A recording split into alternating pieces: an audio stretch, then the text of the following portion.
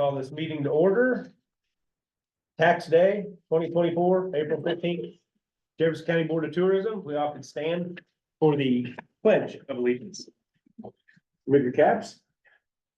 I pledge allegiance to the flag of the United States of America and to the republic for which it stands, one nation, under God, indivisible, with liberty and justice for all. Thank you all.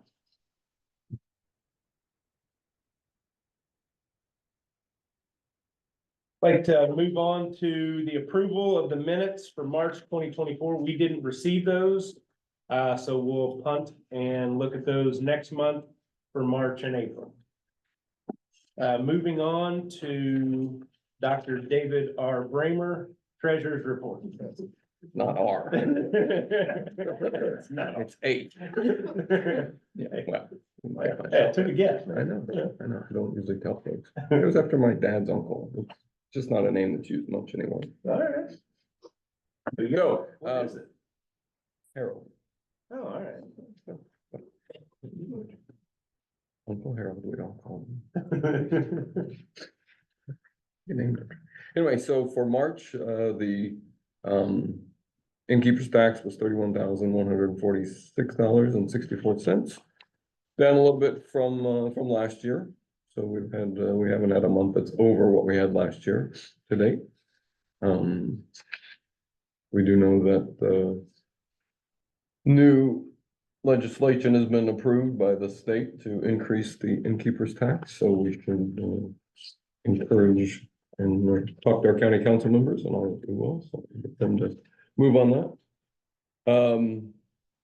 For the claims, I have claims from VMI for marketing of $10,064.25. And in addition, I have the claims for 1, 2, 3, 4, 5, 6, 7, 8 of the tourism grants that we awarded last month. I haven't seen the other invoices, so once we get those, I'll bring those to the meeting. We have Mad Hop Music, Chautauqua, Riverfest, Nights Before Christmas, the ICEA. What is that? Chamber Executive. Okay. Madison Rodeo Preservation, and then there's one for VMI that's got the preservation conference. It does have the Chamber of Commerce and then the wireless network. That was all rolled into one. So those have been submitted here. We'll get those approved and turned in, and I'm pretty sure most of them heard that the auditor is doing direct deposit. So if you haven't set up an account with her, make sure you do, because that way, like I said, precludes me from having to remember to go to the courthouse, pick up the checks, and then get them in the mail. So Better efficiency. yes, much more. So I'd entertain a motion to approve the. I move that we approve the treasurer's report as presented. I second that. Any discussion? All in favor? Aye. Any opposed? So moved. David, thank you. Okay. Let's move on to VMI update and VMI marketing update. Andrew Forster. Right, well, I will just remain seated here since I can see all of you. As you saw, Sarah emailed out, she said she will have the marketing report for you a little bit later this week as she prepares it for our meeting on Monday. I do have, there's a few things that usually I report to you on, like the STAR data from the month before. I haven't gotten that. I get that around the 17th of the month. So I should be getting it here in a couple days, but I will send that out to you at the end of this week as well. Also, we talked about innkeeper's tax, it's down a little bit. One of the things that I wanted to note, last year we talked with some of our partners, one of them being the city, and the city said there were a lot of contractors here last March working on shops at Sunrise Crossing. So that might have artificially inflated it a little bit. Another thing that I noticed as I was looking through the trend, in March of last year, we had a really high collection of 40,000, when 22 was at 33. And then in April, it dropped to 35,000 last year. And in 22 it was 44 in April. So it's interesting, these numbers kind of bounce around a little bit. There's other things that kind of take place when people submit. And your numbers maybe, I know Matt's looking a little confused on that, but some of these numbers don't line up exactly, because we try to keep track of them the month that they are collected, whereas the county keeps track of them as they come into the account. And so there's just a little different there. So wanted to mention, we are watching the innkeeper's tax, but I think it's down a little bit, but I think as we're coming in to the summer, it'll be bouncing back up. Heard from a few hoteliers that are saying it's looking good. Bookings are looking pretty strong, even right now and into the summer. So that's good. The big news, and this is one of the things that Sarah wanted to mention, Madison won the best small town in the Midwest. I think you all had seen that. Big news, number one, we vanquished our neighboring city, Levy, that was on top of that perch from last year. So it's exciting. It's a good marketing tool. You know, they have the public voting component, and those are what they are. But it shows that we have a lot of people that feel strongly about Madison and voting for Madison and putting us into that position. And I mean, I've traveled a lot of places. I've seen that USA Today Reader's Choice in a lot of different places. And so that brand awareness really helps. And so we're going to use that to the fullest extent. And you may see some other marketing opportunities that Sarah will bring you later in the year to capitalize on that. Sure. So that's exciting. Want to thank everybody for voting and being a part of that. We could talk about it later in the meeting, but I'll just go ahead and say Tourism Alliance has a meeting on Wednesday, and that's at 9 a.m. It will be at Blue Golden Fox. And so we don't really have an update from Tourism Alliance, but we will have a meeting Wednesday.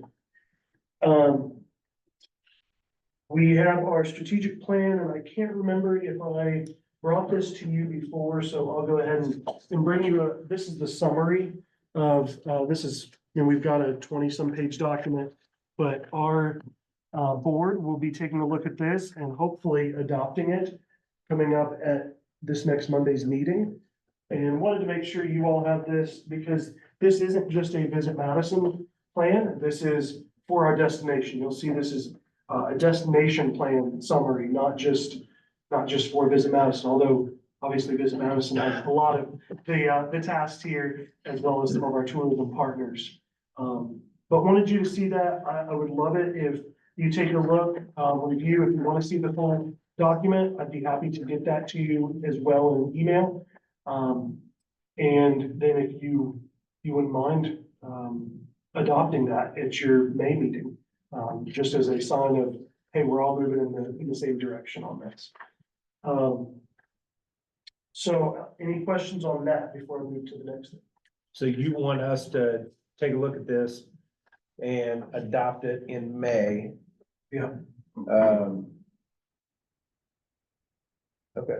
And our board should be taking it and adopting it on Monday. They had at the last meeting, they were given all the detailed documents and have had time to review it. So hopefully by the time it comes back here in May, then our board will have already put the stamp of approval on it. Okay.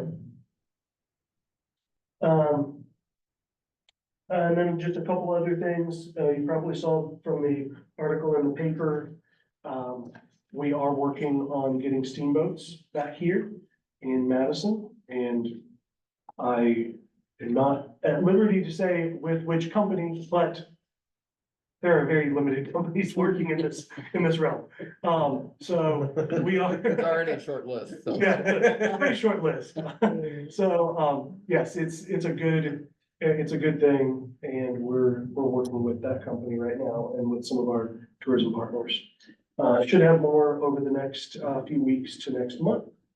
Andrew, with the strategic plan, Yeah, do you mind emailing that to our board, emailing this and requesting that we adopt it in May? Yeah. I will do that. And I'll send something out individually or to a group and just if there's any questions. Yeah, I wanted to ask something to Andrew on this, and I think that the USA Today piece is a really, really big deal. So I think that's a great job to your team for getting that out there, and you guys hit it every day, getting it out. And so that was really important, especially on social media, because I think that, you know, we got the reward from it. So one thing I wanted to ask in particular to the strategic plan is more stuff like that, like getting some more accolades under our hat with, I guess in the perspective I'm coming from is from like has VMI ever reached out to like or partnered with a publicist to try to get the Madison's name out there more? Or, you know, I know that you guys have dabbled a little bit into, you know, I'm big on like the influencer campaigns. Yeah. But I didn't know if you had budgeted anything to try to partner with a publicist or someone to get us into like some bigger, you know, Midwest Living or, you know, even, you know, leader in travel, like top 10, you know, smallest towns in the US. Cause I see those all the time on like leisure, travel and leisure's social channels. And it's always like these, you know, the Hamptons or, you know what I mean? And it doesn't, you know, I'm like, gosh, how are they not? It just seems like sometimes we have an opportunity, I think, to kind of dive into that category a little bit. yeah. As far as what happened before me, I have cursory knowledge of that. I do know when Ann was there, she worked with like Midwest Living, Southern Living, a few of those magazines on a regular basis.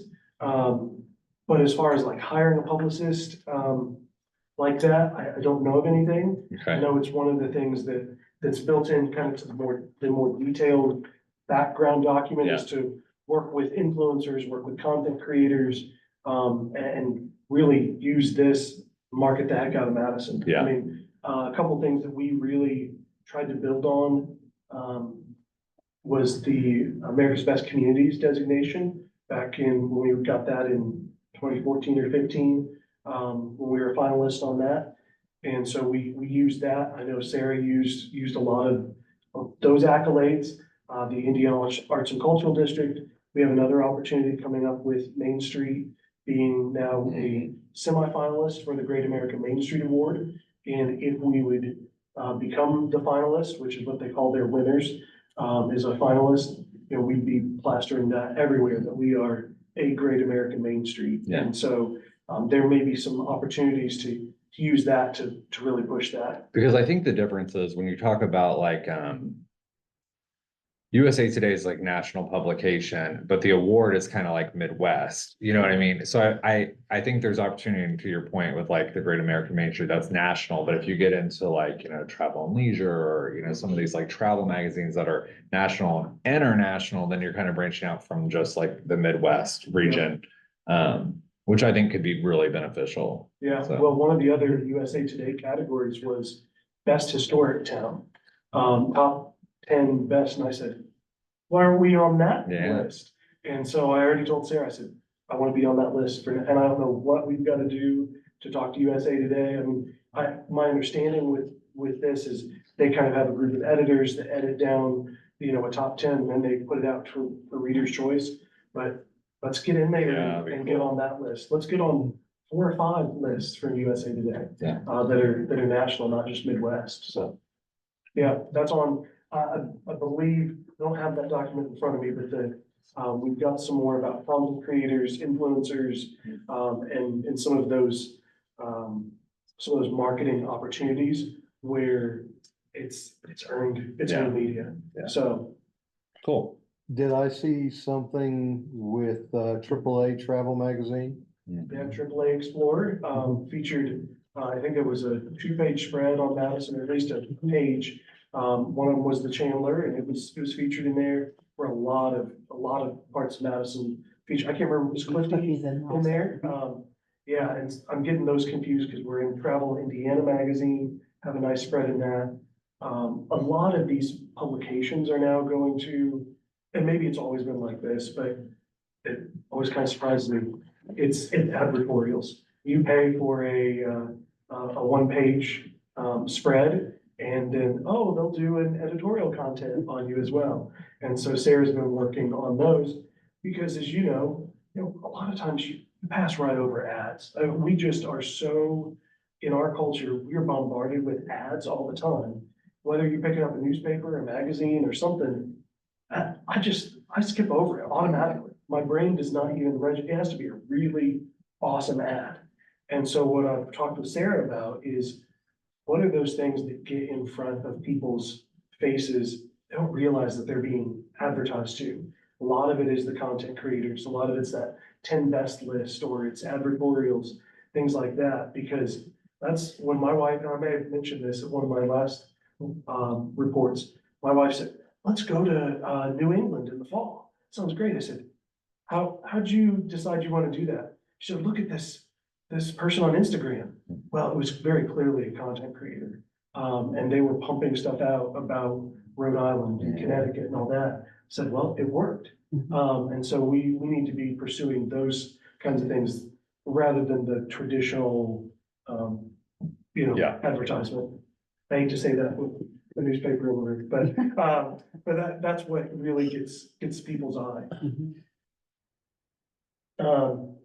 Yeah, and then finally, National Travel and Tourism Week is coming up in, at the end of May, and we have some exciting things coming for that. It's in planning stages and should have some more information for you soon. So, Andrew, thank you. thank you. And you will send an email out to the board? I will, yeah. Thank you. Thank you. Hey, Andrew, have you planned on doing any training like with the hotels and stuff like that on educating them? Because I know the last time they did that, that really, I mean, we could tell them, but when you all come in and they hear you say it, they really can tell the guests when they come in all about what's going on in Madison at the time. Hospitality training. Yes, I'm working with Indiana Tourism Association right now. okay, They are working on a program that would be through Ball State.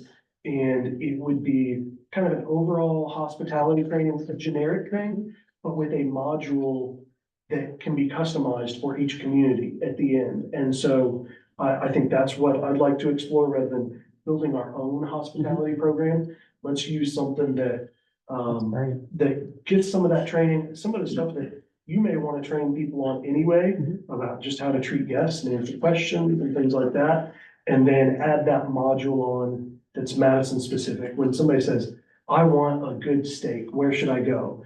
And rather than going, well, I don't know, Right. or, I haven't eaten there, we need them to be ready with an answer. And so, yes, I'm working on that. I don't think it'll be, ready for National Travel Tourism Week. In the past, it's kind of coincided, but, that's in the planning stages.